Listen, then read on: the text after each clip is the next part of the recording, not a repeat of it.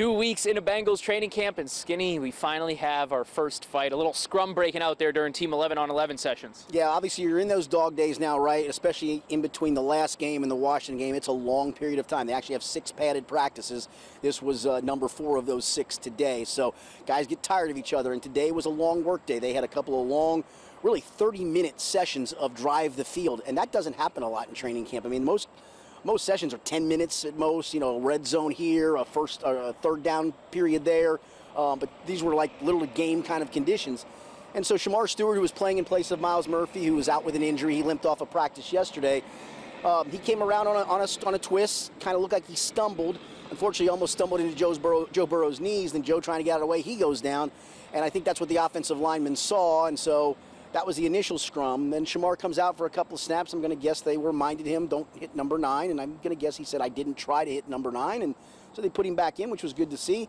And for the very first play, it was almost set up perfectly. He did a twist inside. Lucas Patrick and he engaged, and then they engaged for longer, and then kind of the scrum was on at that point.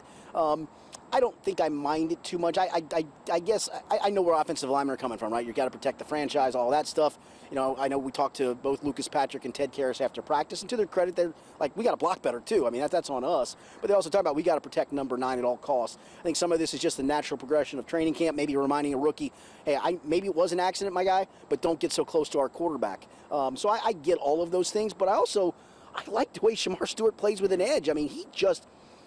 You know, when you watch him on tape, and I think I said this to Adam Clements, our news anchor, I did a segment right after the draft, and after he got drafted, I said, man, if you turned on tape, and I didn't tell you anything else about this guy, like the lack of productivity in college, that he only had 4.5 sacks, I didn't tell you anything. I said, watch the tape. You'd go, oh my gosh, this guy is unbelievable. And I think we've all seen that in camp to this point, right? I mean, he's disruptive, and now it's been mostly against the 2s. Now he's disruptive against the 1s.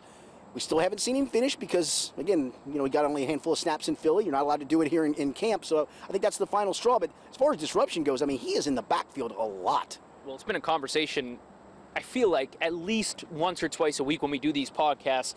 When he was with the 2s, when's he going to be unleashed on the 1s? Because he was running through offensive linemen's faces, knocking down passes, going up against the 2s. Now we're starting to see it translate with the 1s. Maybe take it back a notch. I don't know if you'd rather turn someone down than have to turn them up, right? No, that's exactly right. And I don't mean this to be mean. I mean, I think Myles Murphy's main issue is he just doesn't play with a high motor. I think he thinks he does. It doesn't mean he dogs it. But if you had that kind of motor you see in Shamar Stewart, you go, that's what Myles Murphy can be. And you know, some guys just don't have it. I hope that, you know, maybe Myles' productivity kicks in, and that's maybe a boost for him to go. But, you know, maybe to some degree it was. And it's never good for a guy to be out, so I don't want to phrase it that way. It was good that Shamar got a chance to take first-team reps today because of Myles being out of practice, just to see what can he do with consistent snaps against the 1. I always thought they've got a plan for him to rush inside on third down rush packages and play probably that 3-technique tackle with, when you get to it, Trey Hendrickson on one side, either Joseph Osai and Myles Murphy on the other side. I think that could be a really productive pass rush group. But it was fun to watch him play end. He played both end spots, played the left end and the right end, and I thought he was pretty effective again today. Yeah, Ted Karras said he likes the fire. Just, you know, that's our hopes and dreams, is I believe what Ted Karras said exactly, talking about Joe Burrow. So just maybe slow it down a little bit. Now, Shamar has been a fire under the defense throughout training camp, and we saw it translate today. They had a great day on the field. They did. I mean, the very first drive, the first-team offense went right down the field. Joe Burrow was really efficient, effective. They had a couple of nice runs out of that, threw a nice touchdown pass to T. Higgins from about 18 yards out or so. And you thought, okay, well, this is what they did against Philly. This is the first-team defense that played against Philly that didn't look so good. And this is what Joe Burrow's going to do the rest of the day. And then they didn't. It was the only touchdown the offense scored all day. I think Joe Burrow's group, the first-team group, I think had 5 series, if I'm not mistaken. Des Ridder quarterbacked the 2s today. Jake Browning did not take any reps. I don't know if that was just a maintenance day for Jake. He threw a lot yesterday when Des didn't throw in team stuff. And the second-team offense didn't move. In fact, I think they went 3 straight 3-and-outs, and there were a lot of mistakes on offense. There were at least 4 delay-of-game penalties. I think 3 on Des Ridder and 1 on Joe Burrow. We saw some false starts. I mean, we saw kind of a mess. We saw Marco Wilson make a nice play on defense. We saw the pass rush be disruptive. We saw Joe get flushed out a few times and have to throw the ball away. And so, yeah, after that first drive, it was like the light switch went on for the defense, and they owned the day. Well, it's good to see that out of them.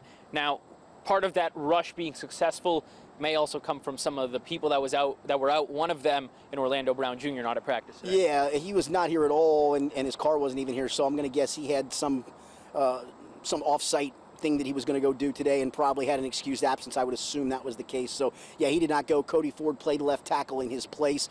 I wouldn't say Cody was awful, but again, the first-team defense did do some things against that group for sure. One other note, because it is notable, Jermaine Burton was seen again on the rehab field today. Second straight day he's done that. He did not practice on Sunday, did not do any rehab stuff on Sunday from the injury that he apparently suffered in the preseason opener. So he's now back-to-back days on the rehab field. Maybe is it a case you get him through this week fully and then play him in the finale? Maybe you get a practice out of him. They have a day off tomorrow, then 2 more practice days after that, and then a day off, and then play Washington on Monday. Is that enough time for whatever he's dealing with? All we know is he's dealing with swelling. I don't know where the swelling is, if it's knee, ankle, foot, hand, whatever, but he's apparently dealing with some swelling issues. Is that enough, enough rest time in between to get him some snaps? Because I think they'd like to continue to see him ramp himself up because he's had a really good camp. Yeah, and these are valuable reps for him. Like you said, had a good camp, but just staying in the competition with a really deep wide receiver room that the Bengals have. And they also have some pretty good tight ends on this roster, right, Skinny? Yeah, I'm doing a story, and it's interesting because you've got tight ends with specific skills. Mike Gesicki, receiver. Tanner Hudson, receiver. Drew Sample, more blocker. Cam Grandy, more blocker. And then Noah Fant comes in with kind of the 3-down repertoire. And all the ways that they can mix and match these guys. Zach talked about it in his press conference yesterday. He was asked about, how do you avoid tendencies? And it was a great question because I thought it feels like you would tip things off if it's like just Gesicki and maybe a Sample. Well, Sample's going to stay in, Gesicki's going to go out on a route, and that may be the case. In fact, Zach even said there's times we put guys out there and go, we are going to throw the ball here. And they know it, we know it, and we're just going to go ahead and do it. But it's such a divergent group that if you want to get a heavy run package and put a Grandy and a Drew Sample on the field at the same time and make it be a run package, or even show that, the tendency would be you still got Jamar Chase on one side, T. Higgins on another side, play action fake off of that, max protect, and hit a home run ball. So there's a lot of things they can do, despite the fact that you don't have a bunch of 3-down tight ends. You got guys with specific skills, but they all bring a big-time specific skill set to that room. Yeah, tough to imagine that offense could be even better than it was last year, but with the names and the guys that they have in this locker room, there might be a possibility of doing that. All right, the Bengals off tomorrow, and then 2 more practices before heading over to Washington for that second preseason game.